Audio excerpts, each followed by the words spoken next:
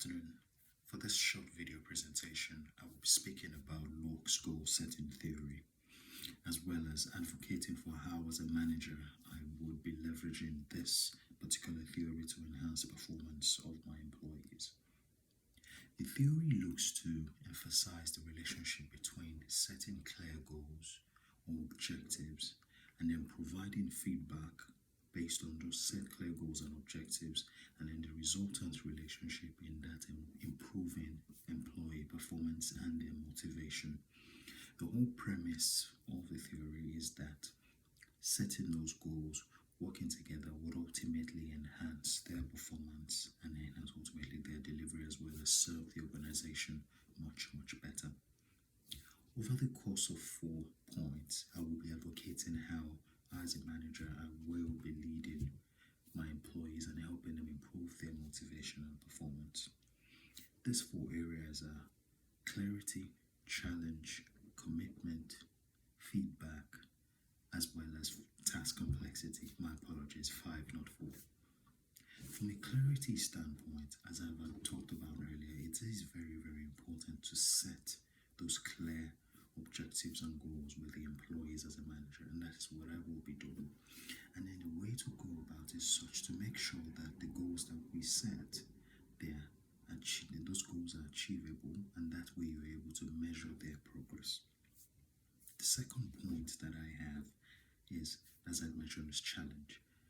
Making sure that the goals and objectives that you set, they are not simple goals, but they're ones that will challenge the employees. You want to make them feel as if whatever they do will help them develop. And I think that's very important, and that's how we will go about that. And then the third approach is commitment. Making sure that whether it's at an individual level or at a team level, there is a buy-in, there is an agreement, and we all make sure that, okay, from my side as a manager, I know how best what they will be doing, I know how to assess them, and I know how to provide feedback. Speaking of feedback, that is my 4th point.